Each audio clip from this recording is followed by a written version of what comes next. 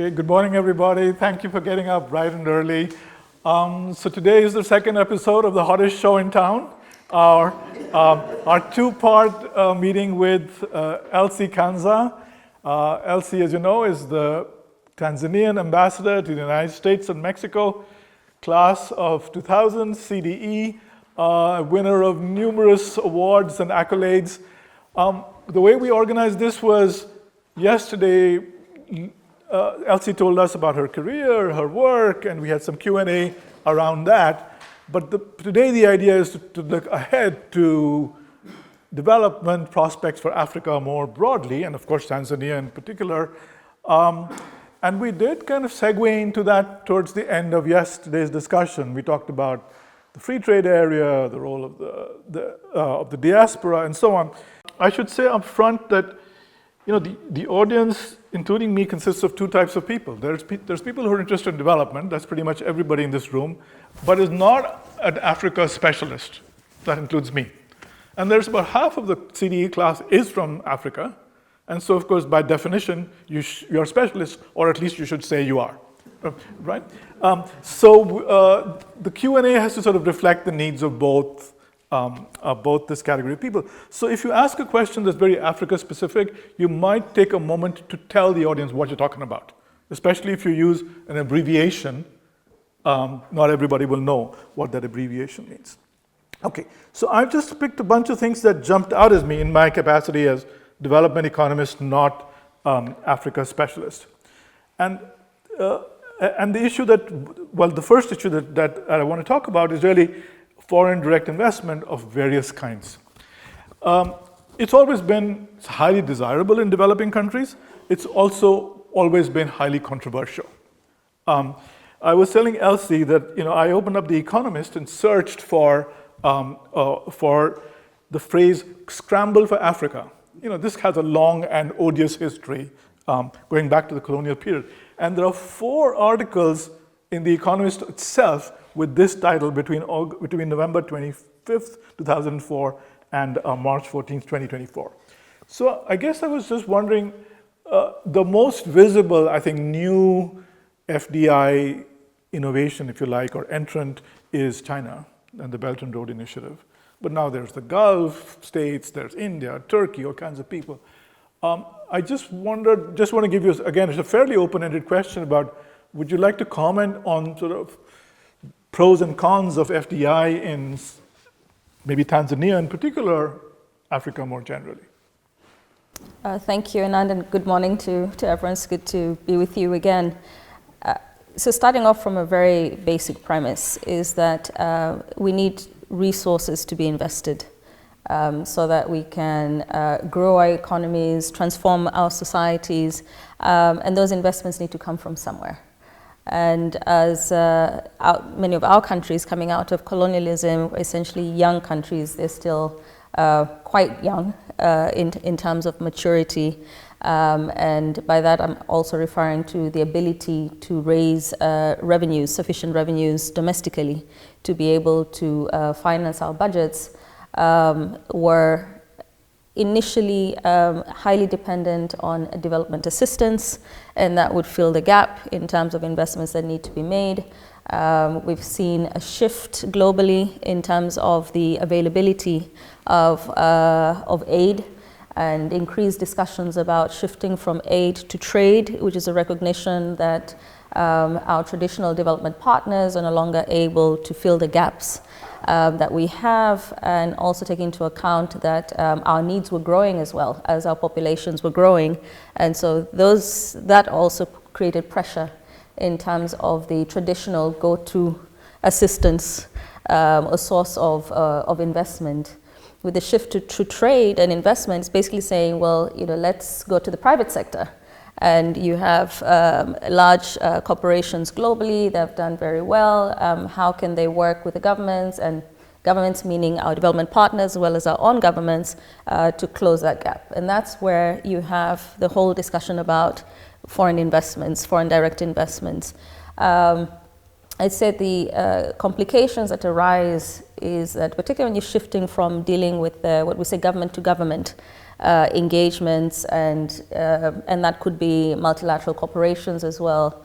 In IFIs, I'm referring to like the World Bank Group or the African Development Bank Group.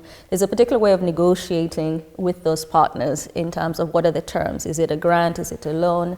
And similarly with the private sector, it's very different terms that apply. It's not the same as G2G. And with companies, they also, in terms of how they assess their bottom line, you're talking about profits, you're not talking about doing good out of the goodness of your heart, right? Or some moral obligation in some cases where you have countries that feel, oh, we're well off, and so we want to share the benefits of being well off with those that are less well off. And where the tensions start to arise is when you have situations where it seems that the developing countries are getting a raw deal. It doesn't have to be a developing country, but it's just in terms of the transactions. And going back to the question of, how do you get commitments, contracts, but contracts are not sufficient in and of themselves. With companies can take on projects with a long gestation period, thinking here, say 10 years, 20 years, not a problem. With governments, you have election cycles every 4 years, 5 years, so there's some disruption that's inherently built into the system. And so there's always questions about, well, how do you then ring fence those contracts? How can we create robust projects that are able to survive those different cycles, as well as the different needs on the part of governments? So that's on one part. The other shift that we've seen is, again, stemming back to our colonial history, you had traditional investment partners. So for Anglophone countries, the UK played a big role. For Francophone countries, France played a big role. And so with the shift with Scramble for Africa is we're now seeing new players. There were not necessarily 8 partners, development partners in the past, but definitely seeing the potential that Africa has. And the tension arising therein was different value systems being introduced. People who do business in different ways, and some would argue that this was also challenging to our traditional investment partners and the assumptions with which sort of underpinned the transactions. Here I'm thinking about, values is one of the controversies. How do you treat your people, right? What's a decent salary, for instance?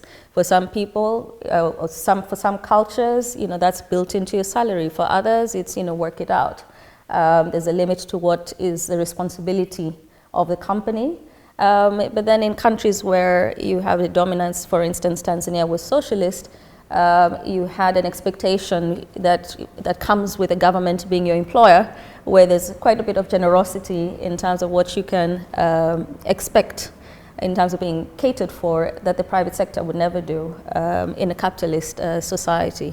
So those are some of the areas where some tensions with foreign investment arise from, but then we all need it. So we're always trying to figure out what's a good deal, what's a not so good deal, how can we rally together, for instance, whether it's the oil producing countries, so you have OPEC, so you set standards and everyone has to deal with you based on those standards.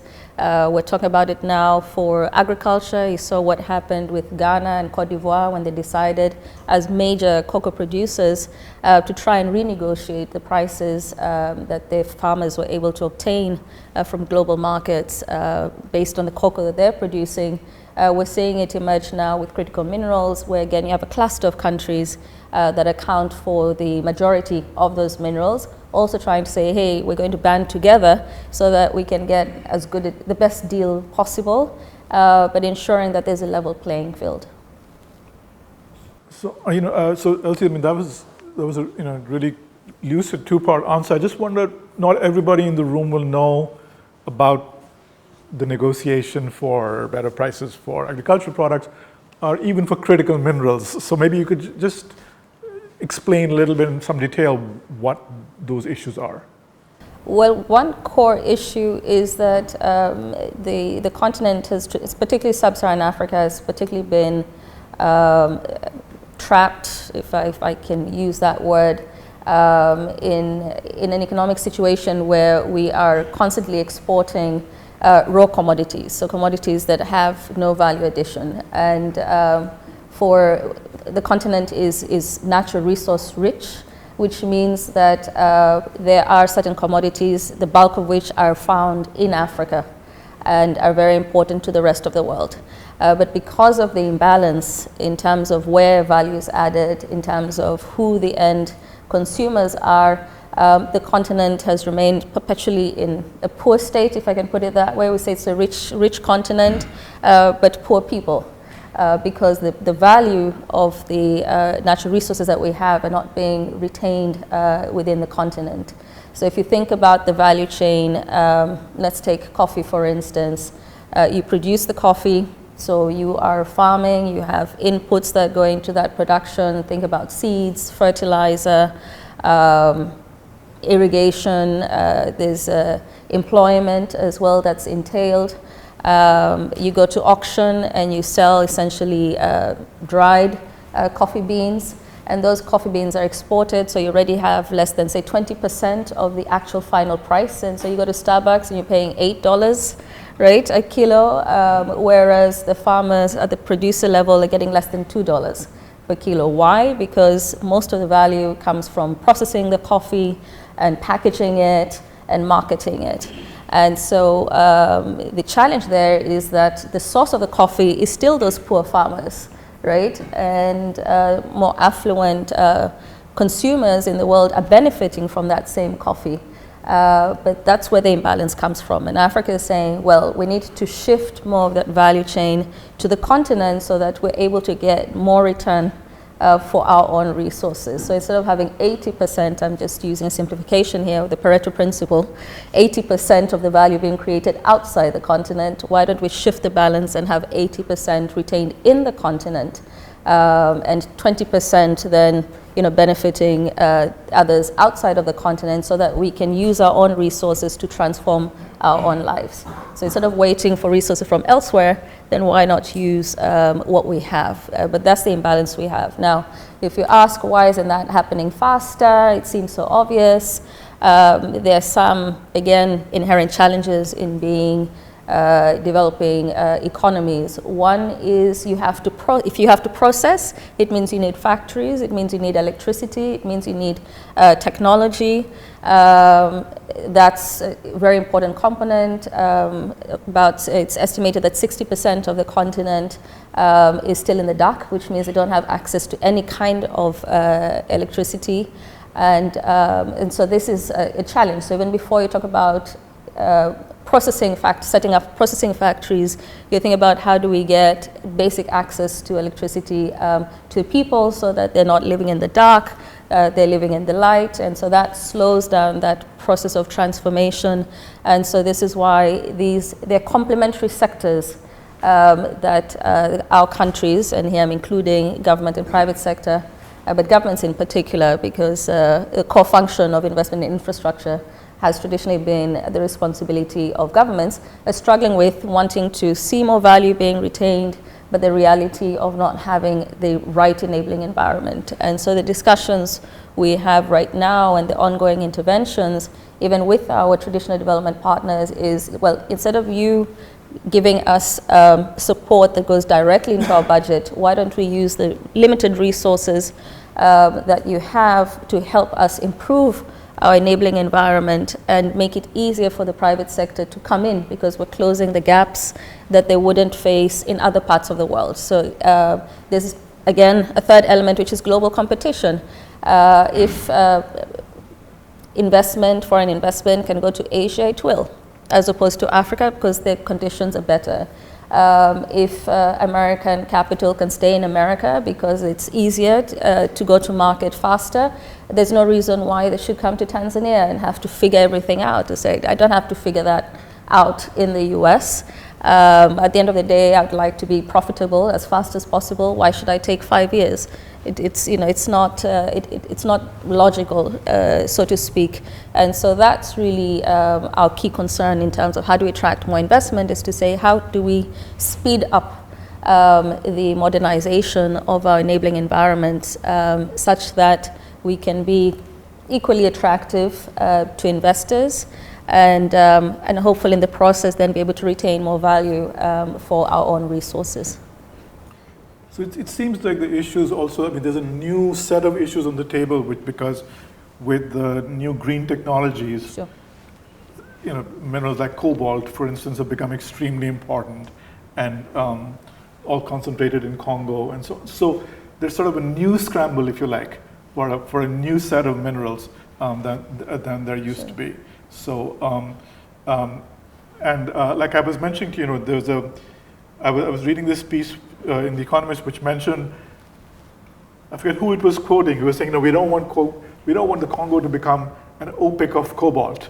But as a reader, you're thinking, why not? I mean, from the United States may not want, but why wouldn't Congo or an owner of a mineral that's scarce want the best price for it? And so you can see, the prospects for that down the road.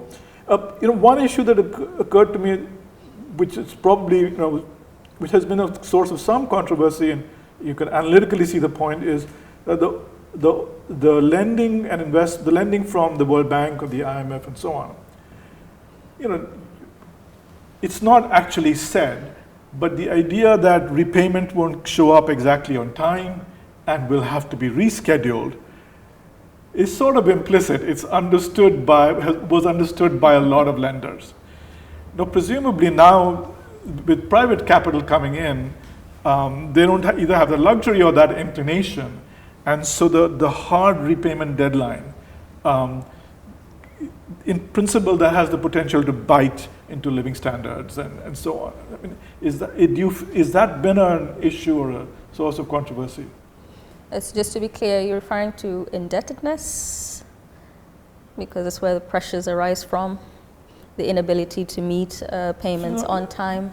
Yeah, I guess I'm thinking that the World Bank giving concessional loans is one thing, but a public-private partnership where there's a loan component as well as an investment component from a foreign multinational or from a foreign government, they would be less inclined to reschedule and so on. I'd say yes and no, depending on the nature of the transaction. Because starting off with sort of PPPs and taking into account the complexity of projects and the evolution that can take place over time, it's best practice to build in touch points or milestones where you can renegotiate terms that take into account changing realities. So that is accepted practice, and that prevents just an outright slippage. Where you have major challenges is where cases of high indebtedness occurs, which means just think about it on an individual basis. When you overborrow, you have multiple credit cards, and so each credit card company thinks that theirs is the only one, and so when they assess your ability to pay, you look great. But if they knew that there were 9 other credit card companies that you were leveraging, your credit worthiness would sink rapidly. And so where we work with particularly with the Bretton Woods institutions, but not only, we also have some UN bodies that assist us, is first and foremost that we are still developing. We are still putting in place institutional frameworks, policies and regulatory frameworks that can allow us to have modern and robust economies. So even as we talk about the concessional lending, there's a lot of other processes that underlie or underpin the nature of our engagement. So for instance, both of the World Bank and the IMF, you have regular assessments of how your economy is doing. They're constantly checking in with the government, even at a sectoral level, even from beneficiary level, to see whether the monies that were agreed upon or the projects that were agreed upon are delivering as they should, that are delivering the results that they should, and therefore that offers the opportunity for a review.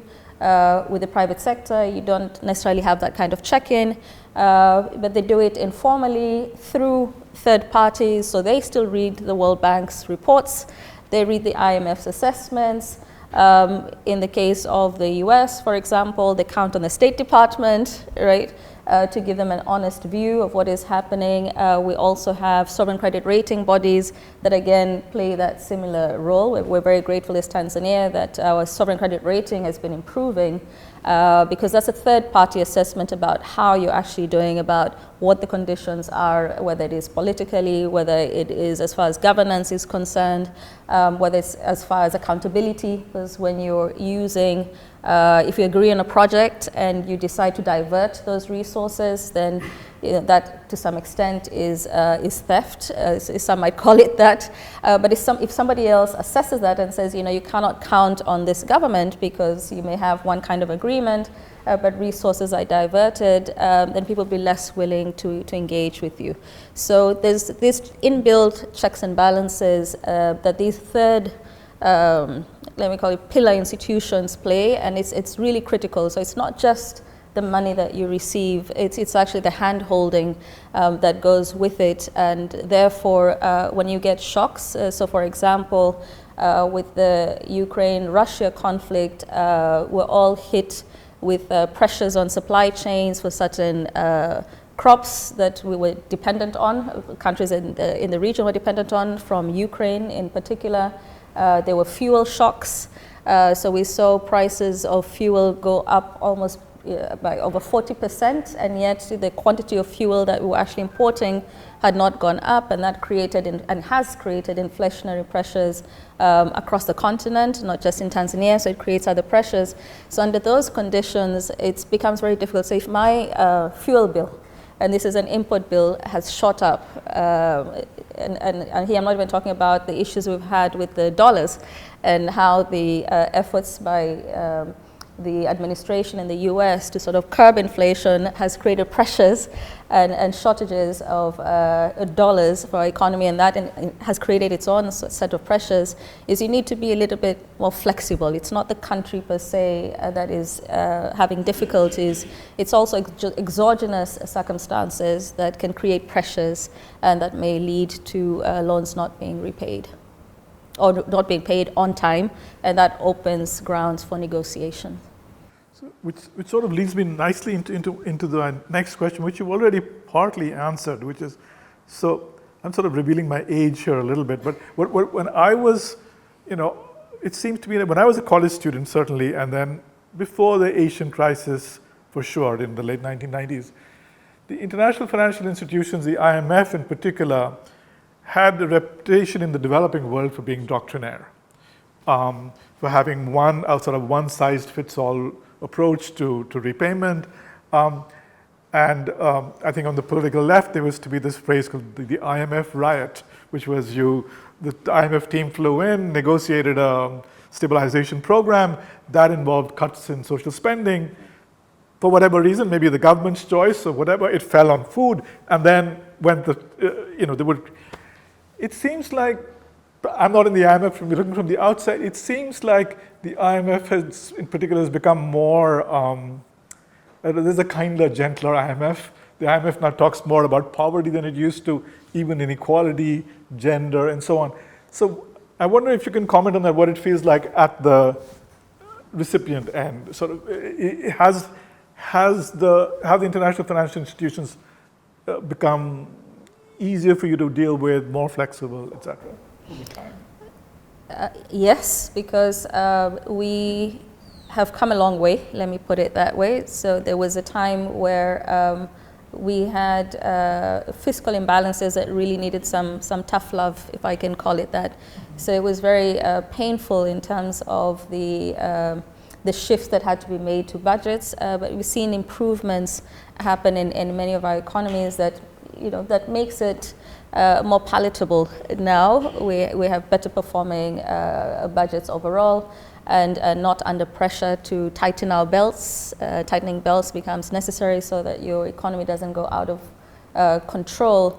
And yes, also as a result of the negative impact of tightening belts too much in terms of the impact on society and the backlash from people by not having access to basic services that were hitherto being provided by governments, also created, I'd say, more of introduced more of a conservative element, that even when we want to introduce tough measures, we need to be mindful about how fast we're pushing for changes, and essentially find a way to create resilience or mitigate the negative impact on society. Because you may be trying to get more discipline in the government, but not measuring what that impact, that increased discipline of government management, of financial performance, and just managing the economy overall, so macroeconomic and fiscal management, could have on people, which is actually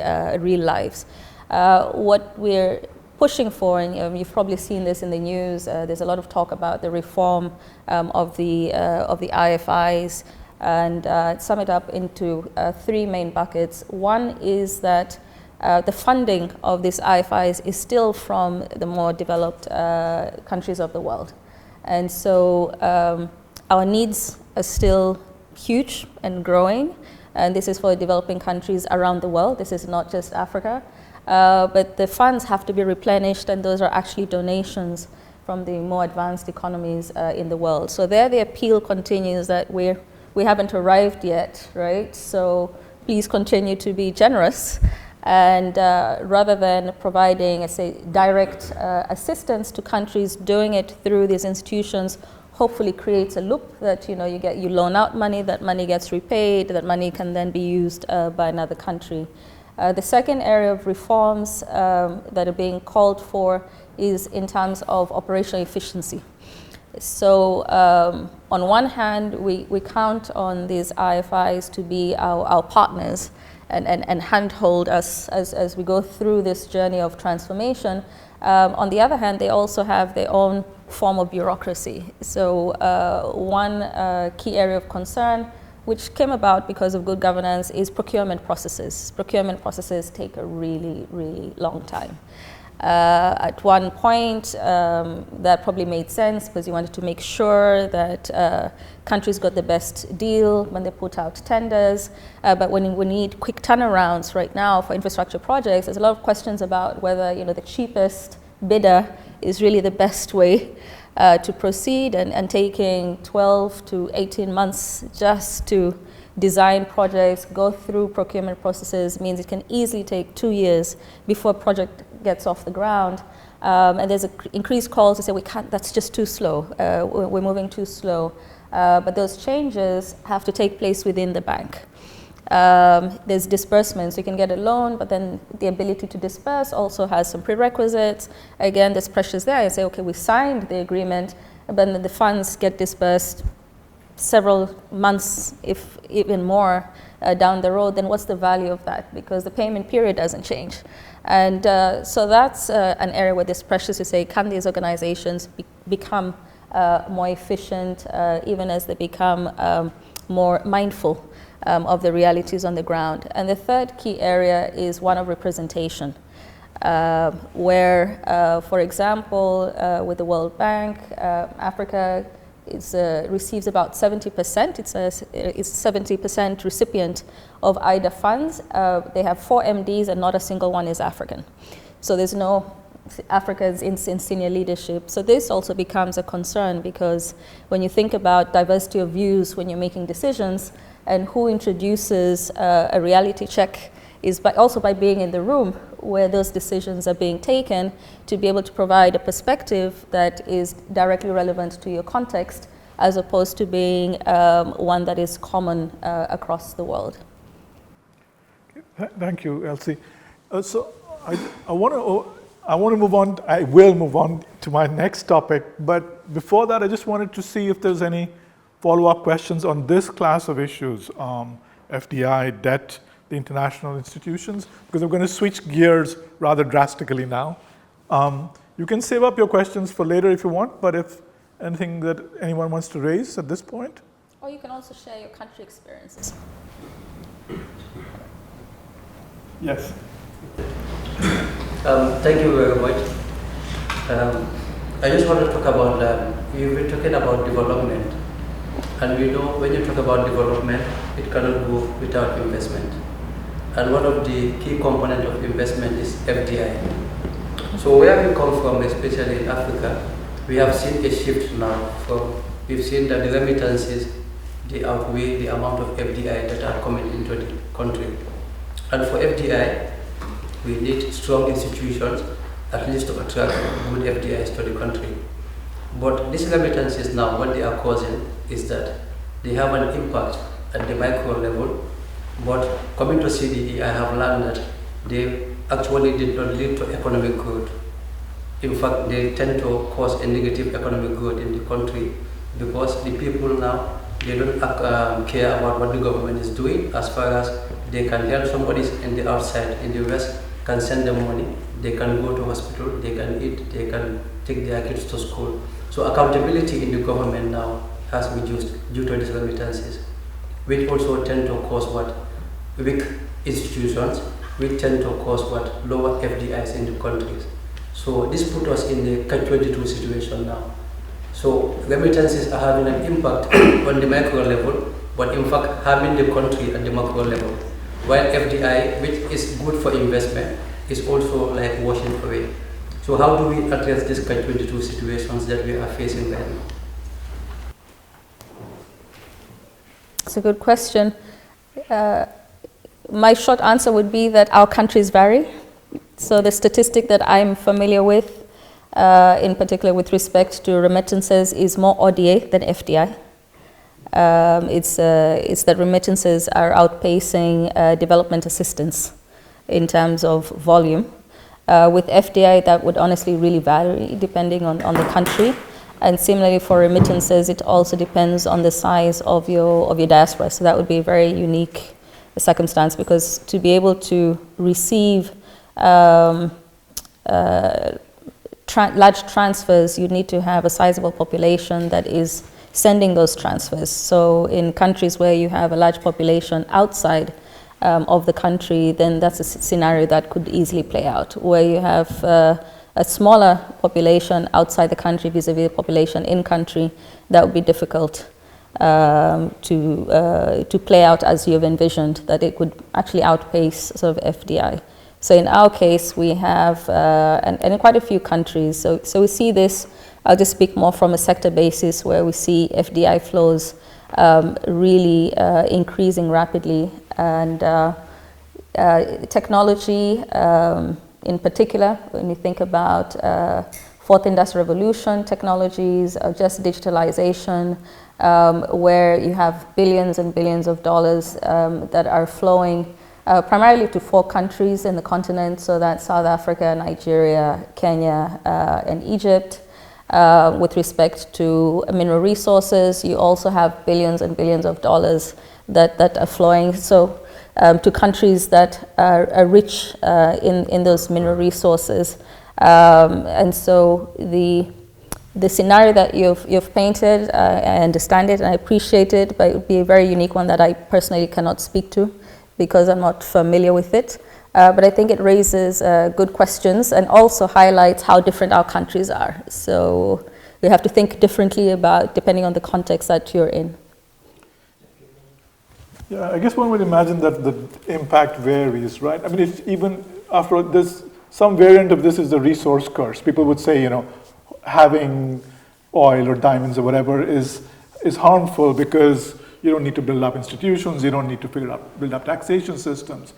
So, but we also know that the resource curse doesn't always apply, and there are countries that use their resources really well. So I can see remittances having sort of a perverse effect in some instances, but surely it's nice to have foreign exchange reserves. It's nice for a household that's in trouble to have a check, to get a check. I know that the Indian economy gets lots of remittances, a few percent of GDP, India, Pakistan, Bangladesh. And you would be hard pressed to find someone argue that that's a net negative. The households, of course, love it, but so I would imagine that this is something you need to be concerned about and aware of, but also cautious about generalizing, because surely there must be cases where remittances are playing a really positive role as well. But I guess that's just my view. So, Thank you. Thank you very much, Ambassador, for presentation from yesterday. Actually, I wanted to ask my question yesterday, but we didn't really have much time. You had talked about public-private partnerships in Tanzania, and they seem to work very well.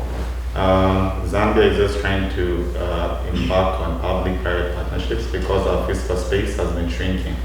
Then I know the International Monetary Fund in particular has been very cautious on that, and they've been advising us not to be in a hurry, because most of the lessons that have been drawn from even the developing countries are that PPPs are not so easy to implement. Yeah, I wanted to find out from Tanzania how you went about. Was the legal framework already in place the time that you started leveraging PPPs? And also, how do you prioritize projects in terms of which ones are going to be embarked on? Is it coming from the demand side or the supply side? Because I know the contingent liabilities are quite huge in some of the public-private partnerships, even the ones that we're trying to do in Zambia. So I would just like to learn maybe a few projects that have been very successful. But if at all there are some that haven't been successful, I'd like to find out what could have happened around those. Thank you. So correction number one, I think it's arguable to say that we have done well with PPPs. PPPs are complex, so I would not put us in that category at all. And we have been undertaking reforms, so the process has also been slow in terms of getting, creating a pipeline of PPP agreements. So just recently, we amended the law after a long consultation process with the private sector, because there were concerns that the legal framework as it was not conducive for PPPs. Other reforms that are underway is actually a hiving off of what was a PPP unit in the Ministry of Finance is now being set up as a full-fledged agency just to focus on PPPs. So you can see that there are efforts underway to essentially, first of all, create a stronger institutional framework, and that includes staffing. So with setting up an agency, that's a major undertaking by the government to just say, okay, we don't just need a small department, right, in a full ministry thinking and dealing with this often very complex transactions, but we actually need to invest in setting up an institution and having specialists who can assist us, particularly going through the negotiation processes and addressing very well documented shortcomings arising from PPP contracts globally. This is not just in developing countries, but also advanced economies have their own learnings in terms of PPPs. So the jury is still out. Right now, say, okay, with these reforms, are we going to see more private sector operators put up their hands and say we want to, or are willing to invest in PPP projects in Tanzania?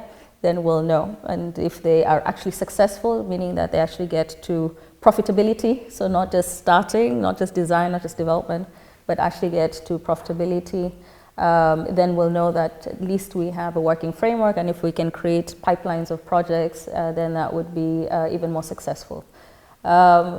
Zooming out, where at least I'm seeing more a high interest, a heightened interest in PPPs is in the renewable energy space.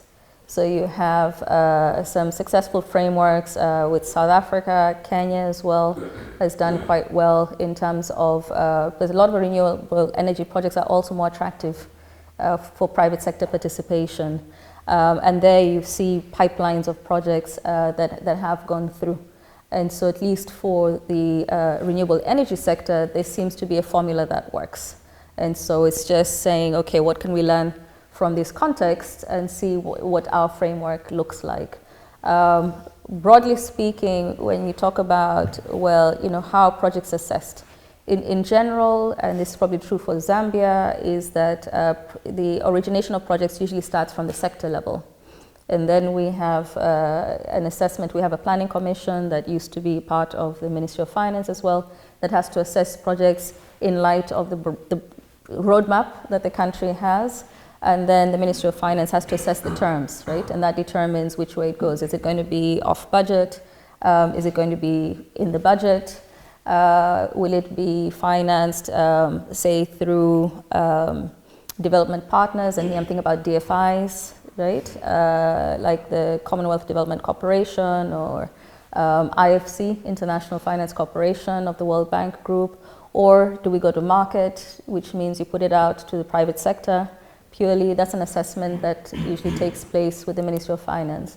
Now, when I was with the World Economic Forum and working on infrastructure projects, and he has said we're looking at projects where we could crowd in the private sector, one, infrastructure was an area of frustration for policymakers on the continent, because the complaint, and also this was from our African Union Commission bodies, was that the government say, well, each time we say, why don't you come and also invest in infrastructure, the private sector would say you don't have bankable projects. But we have all these projects. Even under the AU, you have, there's a PIDA, they call it, so it's a program for infrastructure development in Africa that had projects that were prioritized by countries in Africa. Many of them also intended to provide regional connectivity.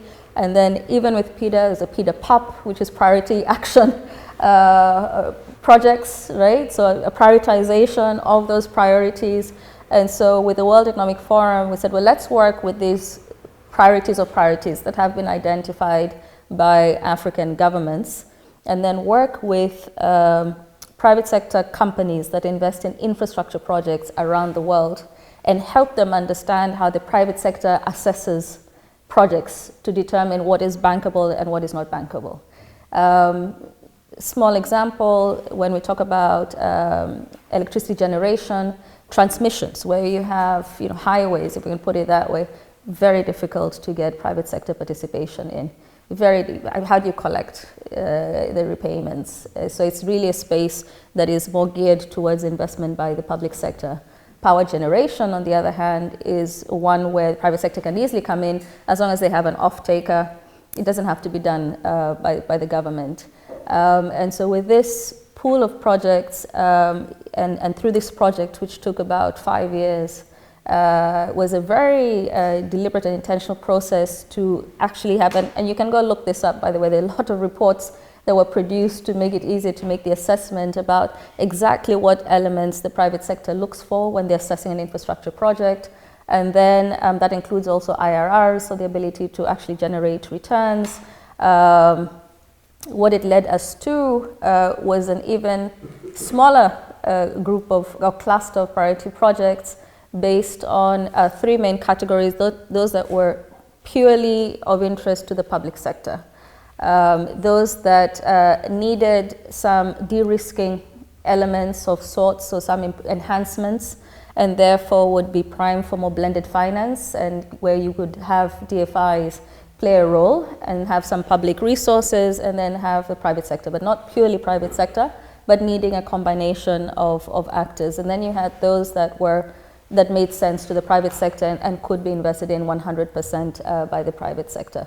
So that process, and there's lots of reports, very happy to provide links so that you can refer to them, because a part of what we're doing was also building capacity within the public sector to be able to determine what makes sense. Not all projects that need to be undertaken in a country make sense for private sector engagement.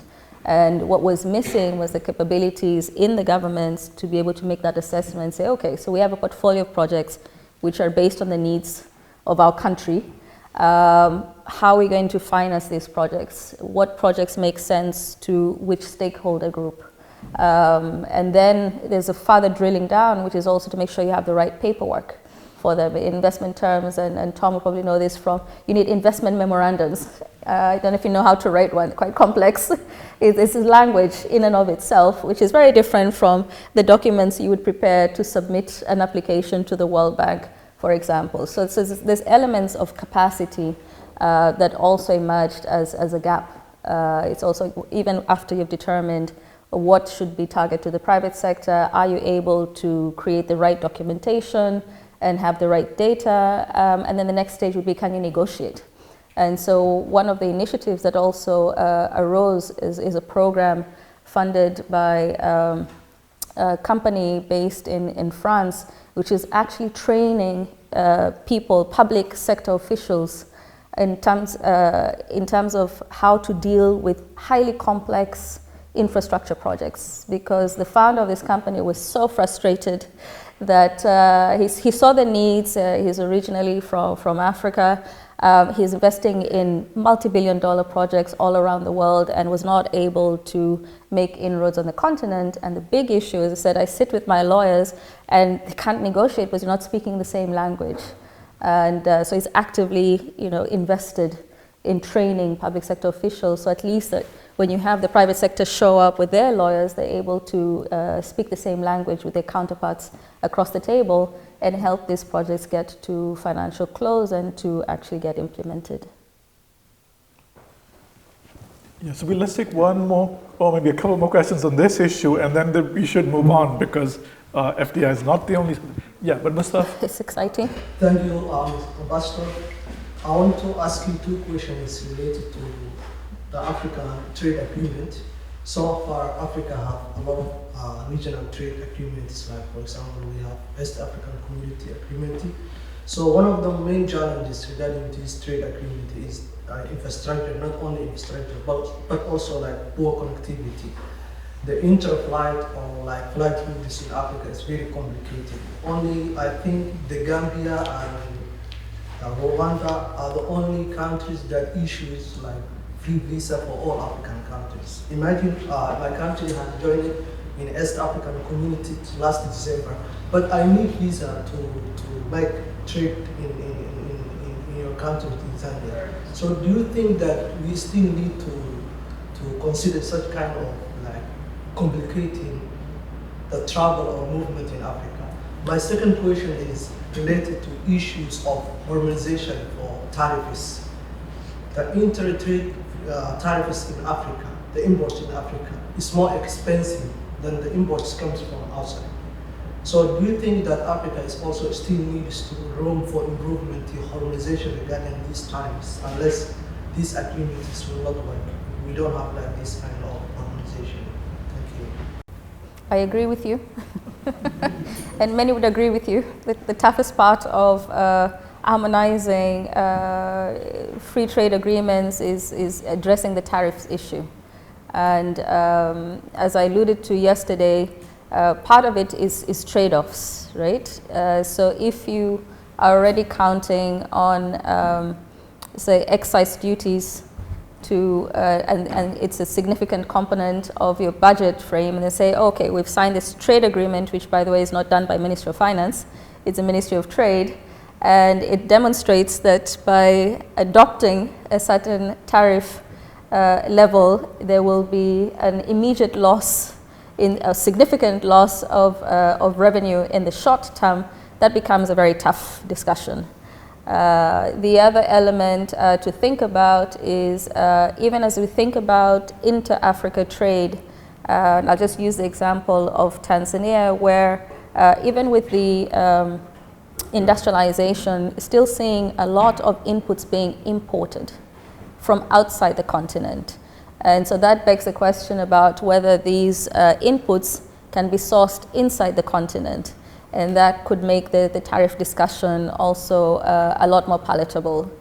So there are certain realities that exist that underpin that, but it's constant negotiation. Even within the recs that exist, that's part of the challenges of having them be highly effective, is that you still don't have full harmonization of various tariffs.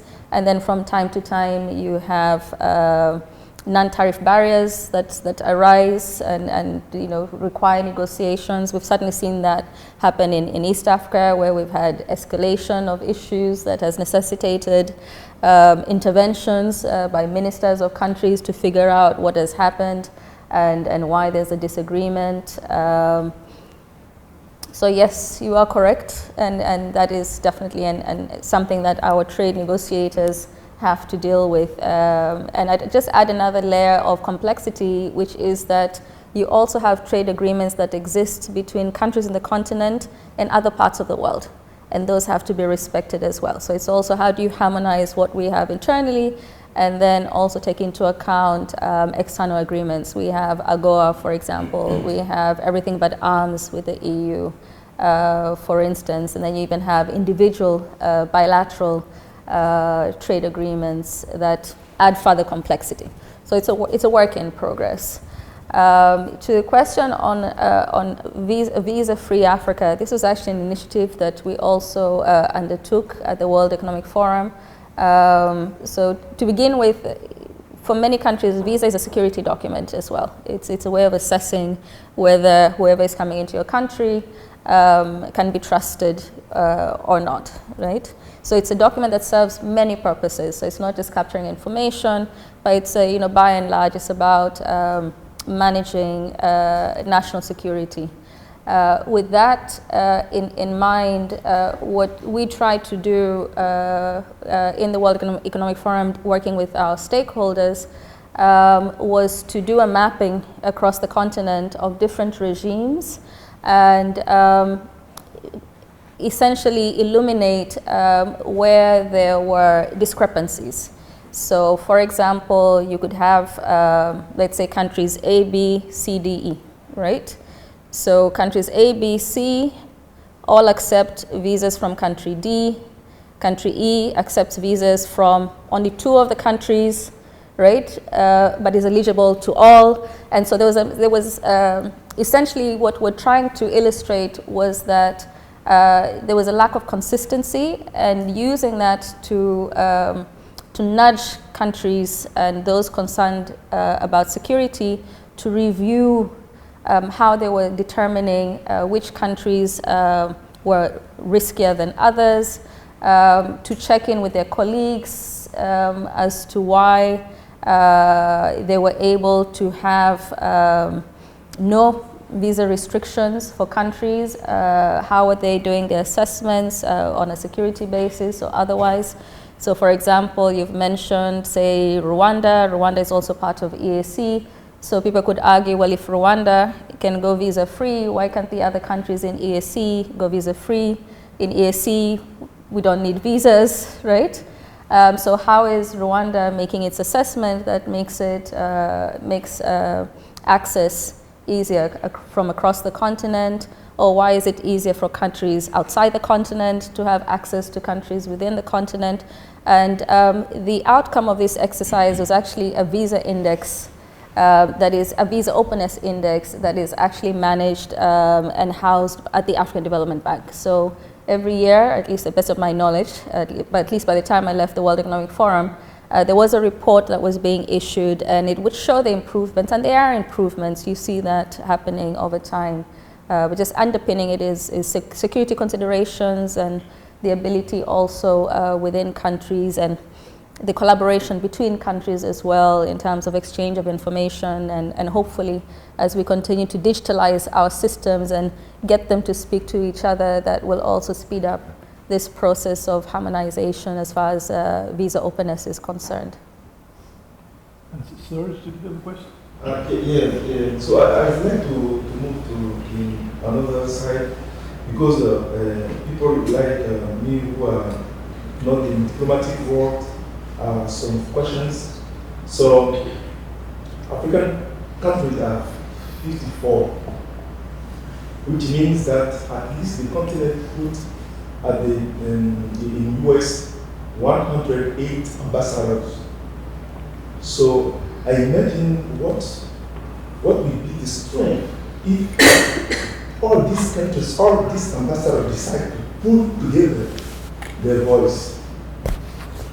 I want to know if they think about that, because in my view, if all the ambassadors who are in US decide to put together their voice, something that occur on an African continent would not be like this, and we could negotiate a very big side of with the international community toward African countries. So what you have around the world, and including in Washington, D.C., is what you call what is called an Africa Diplomatic Group. For us, it's Africa Diplomatic Corps actually have a group. And these groups meet on a regular basis to discuss issues that are of common interest. And this is particularly important when you have issues that are time sensitive. So for example, right now we're talking about the renewal of AGOA, ago is the Africa Growth and Opportunity Act, which essentially allows for tariff-free entry into the US market. It's going to come up for renewal next year, and so it affects all countries that are eligible, and therefore we come together to assess where we are, how to engage the US administration, how to engage Congress, what are the various concerns, and how do we amplify them as a bloc.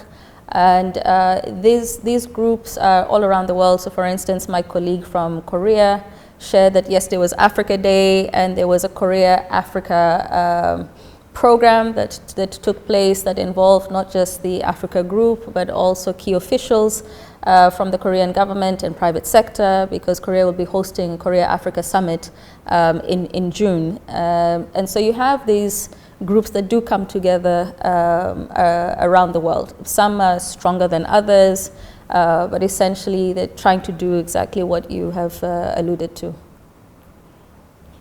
So I have my own favorite questions, but I'm thinking I should be deferential a little bit to the audience, and also to something that I know about you, which is, like I said, the Tanzanian embassy and you yourself have described, agreed on this idea that, you're part of your work, your presence as ambassador and as a thinker is to change the narrative of Africa. And Tom's question actually also gives you a chance to do that. In some sense, to tell us the success stories that, the African story can be from the outside viewed very bleakly all the time. And would you like, so maybe you could tell us about some of the success stories that Tom has in mind, but perhaps speak more generally about, you also described yourself as an Afro-optimist. And if I can open the door for you to walk through.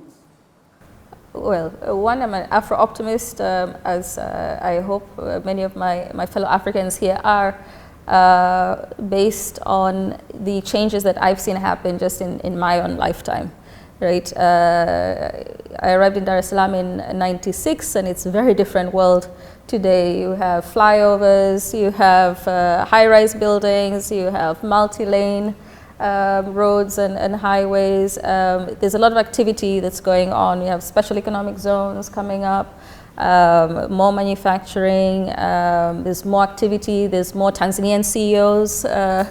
25 years ago, there was very few, there were a lot of expatriate CEOs, and now we have Tanzanians that are CEOs of multinational companies.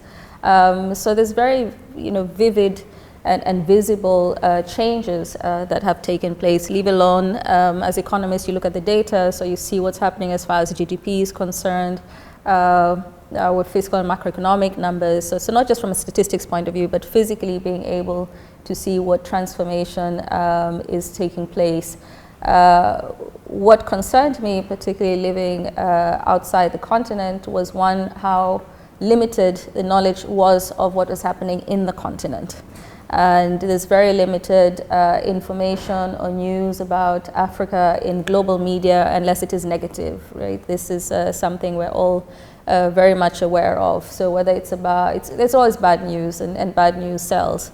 And a key concern, particularly at the forum where I had responsibility for for marketing, if I can call it that, sub-Saharan Africa, so you could draw interest, whether it is to assist from a philanthropic point of view or to invest. First and foremost, it starts off with raising awareness about what was going on so that people had a realistic picture of the continent. I'm not saying all is rosy, we know that's not true. We've recently had a number of coups, but there's stabilization, and there's different views also about what is driving the conflicts that we see on the continent and how they're being addressed. But really the story of what positive things are happening was not making its way to the global stage. And so a big part of the effort of changing the narrative was about, well, how do we showcase what is happening in Africa, and also how do we expand the space for Africans on the global stage, so they're able to share their own stories, right? Not just as consumers, but also of creators of the changes that were taking place on the continent. One area where I would say we were fairly successful was when, this would be about 2015, 2016, was when the chairman of the World Economic Forum penned a book on the Fourth Industrial Revolution. It's it brought together and brought to the surface all the technological changes that were taking place. So the forum didn't create the term Fourth Industrial Revolution, but he certainly sort of amplified and made it more visible to the world about how digital technology and technology in general, new technologies, were changing how we work, how we live. And we were not fully aware as a global society as to what these changes were and how we were adapting to them and how we were leveraging them. And the general perception at that time, I remember speaking to colleagues, for instance, about this would be sort of Bitcoin and the sort of new fintech solutions about blockchain, and that they were having discussions about blockchain, the impact of blockchain technology in the financial space, but we're not involving any Africans. They says, oh, you mean is blockchain technology happening? I said, absolutely. And cryptocurrencies are also being utilized, and so therefore our central bank governors definitely have an interest in understanding how the world is addressing the challenges that arise therefrom. And they have something to say. So they're not just listeners, but these activities are happening on the continent. What we're able to also showcase was what new innovations were coming up from the continent as well, whether it's drone technology. Now we talk sort of about AI, there's 3D technology, and showcasing what creations and inventions were actually emerging from the continent. So fast forward to today, we have a handful of unicorns that have emerged from the continent. So these are tech companies that have managed to raise a valuation of $1 billion, was not expected. They're very successful, operating across multiple countries. I'd say arguably in almost every country you have some tech pioneers that are globally competitive. That was also unheard of. At that time, it's become a lot more apparent. We have hubs, I would say, with President Ruto's visit from Kenya, and you saw the commitments made by the US government. That's a clear demonstration of how far we've come in terms of the world taking more seriously what is happening in that corner of the world, and really demonstrating that while the footprint may be smaller on the continent, but we're definitely present, right? Going back to Tom's question also about other success stories, this one that emerged from the COVID-19 pandemic that we're perhaps less aware of. There was challenges with getting access to vaccines, and for a long time there was an aspiration on the part of policymakers in particular to prioritize pharmaceutical industries and being able to produce and manufacture medicines on the continent. With the way things played out and issues related to supply chains in terms of vaccine access, there was a fast tracking of establishing centers of excellence on the continent to manufacture COVID-19 vaccines in the continent, and that happened in a very short time, but they were able to get up and running. We have an Africa CDC center that's doing very well. We recently had the opening of an Africa Medicines Agency in Rwanda that will also help us to fast track how we work together to speed up also alignment, research, as well as licensing of life-saving medicines. And so that's one came about. It needed a lot of rallying. A lot of the patents for generic drugs are actually held in the global north, so those negotiations that had to take place and some concessions that had to be made so that the drugs that were manufactured on the continent would also be more accessible in terms of affordability. That's one intervention that definitely will have a far-reaching impact. And I'm glad that we're able to make it happen. And Africa, thank God, it did not see the high deaths that had been projected. It was actually one of the least impacted as far as the COVID-19 pandemic is concerned. So we're at about an hour now, and we don't want to go a whole lot longer. But I do feel like, given the time and the times we live in, I should ask you talk briefly about climate change. It seems like the issue is hot in every sense of the word. It also seems really sort of at the heart of development economics, in the sense that, as everybody says, Africa is really not responsible for the problem. I think some few percent of global emissions to date are from Africa, but is hugely vulnerable to the problem. And so in terms of, just as a very broad question, you can go wherever you like with it, in terms of the way the international community is addressing the problem, what would you like to see different? What do you think is being done right? I just want you to talk a little bit, so in some sense this discussion would be incomplete without some reference to this major issue. Sure. So as some of you may be aware, well, we've all seen the impact of climate change and how it's changing weather patterns. You've experienced it here in Williams. I understand you had a mild-ish winter. When I was here, it snowed early. I believe it was Thanksgiving, and it stayed until May. So it's hard to believe that it's so warm at this time of the year here. And so with that reality, we recently were just emerging from a period of floods. There were heavy floods in Tanzania and in Kenya. We have neighbors that have suffered from severe droughts, very unusual for this time of the year. And these are just recent examples that underscore the concern from the developing world to say, well, the more developed economies in the world have contributed the most to polluting the atmosphere and putting us in this situation. We are still developing, but now we're having constraints imposed on us as to how we can develop, but more importantly, the negative impacts of this climate change are being felt by us and being experienced by us. Now, this is a concern from a global point of view, that we are suffering the most, yet we have contributed the least to the problem. And what that calls for in terms of fairness principle is a transfer of resources from countries, one, that are better off, to help us to adapt to this situation. And this has been the appeal, the major platform for negotiations about how to address the climate change crisis is the COP.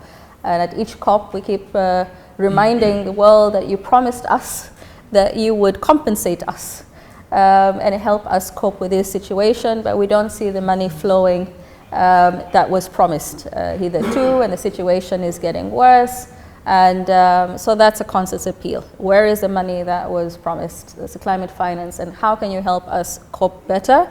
And that's not forthcoming. So that's one concern, the whole climate finance agenda, and assisting us with adaptation to cope with this new normal. The second key concern is what we've seen emerging, right? The world is very sophisticated, is a new platform, which is carbon markets. And so carbon markets are a solution, I'd say arguably driven by the private sector. It's a private sector oriented solution to finding the finance that can help us address the challenges arising from climate change.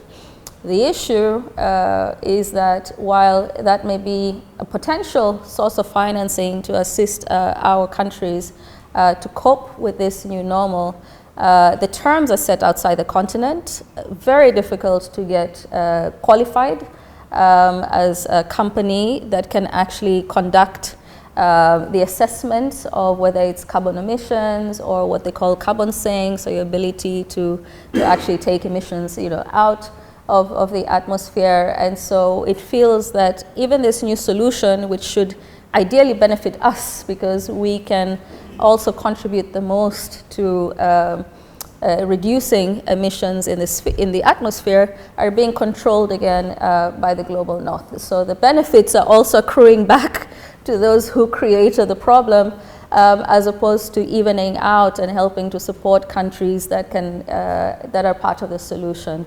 So again, there's ongoing negotiations there about how we can have a rebalancing also and ensure that our countries are also able to play an active part in solving this problem, and are also able to benefit directly, not by using our forests, but by having, whether it's Tanzanians actually benefit from these carbon sinks in their countries, or Gabon. Gabon has a blue bond that's quite interesting to look at what kind of innovations are coming up. But again, how do we ensure that Gabonese are benefiting?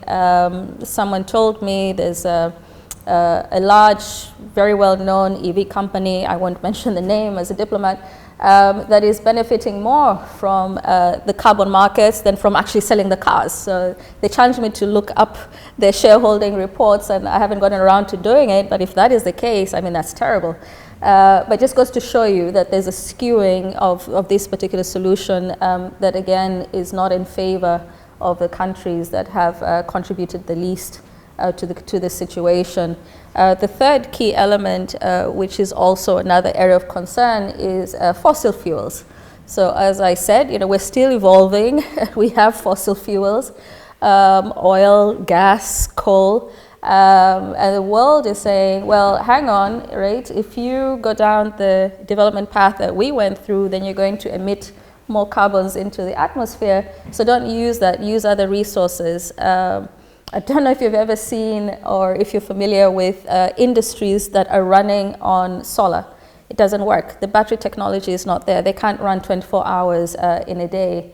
Geothermal is a little bit better, wind. So these resources are not yet at a point where they can support our industrialization endeavors. And in more developed parts of the world, they're not using them for those purposes. So there's still a concern that we should be allowed to use the resources that we have. And let's talk about technologies that can be used or invested in that would help to reduce the emissions from utilizing these fossil fuels.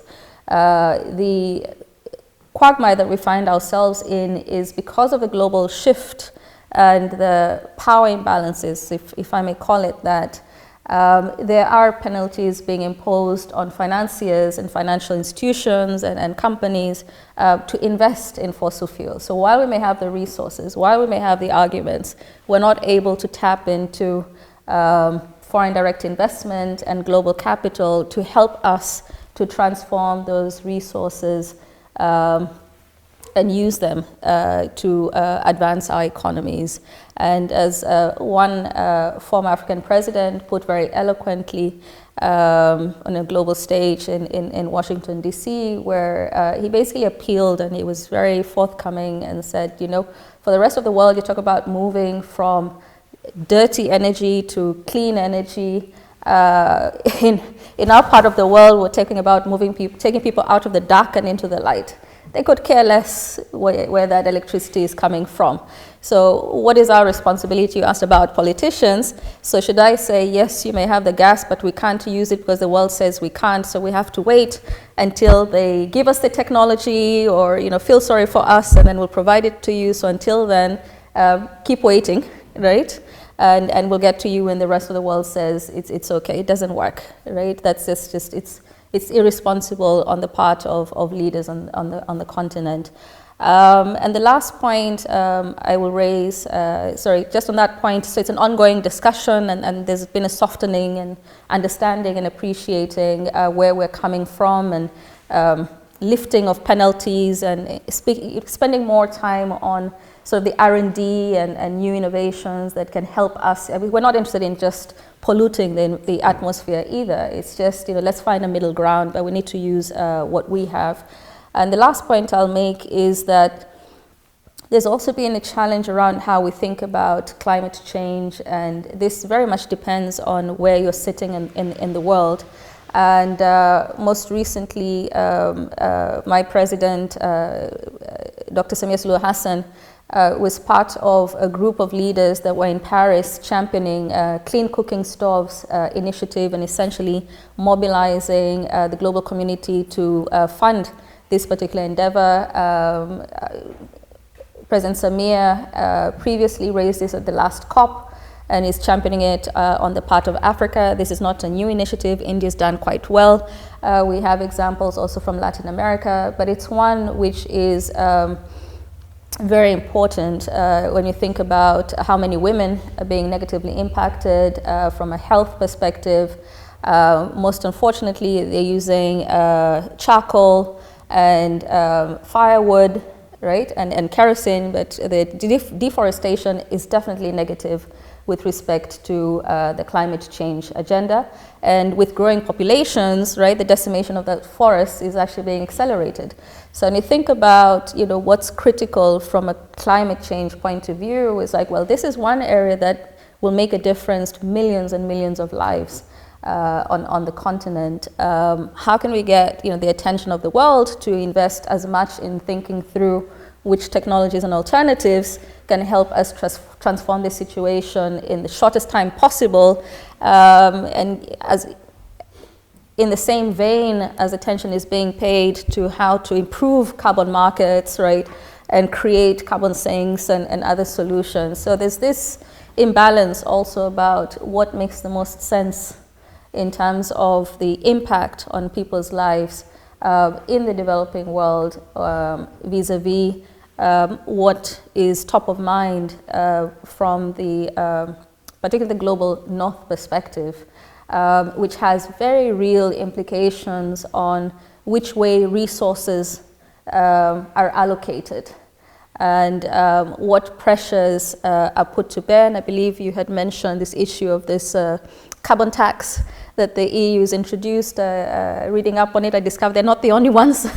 The US also apparently is talking about it.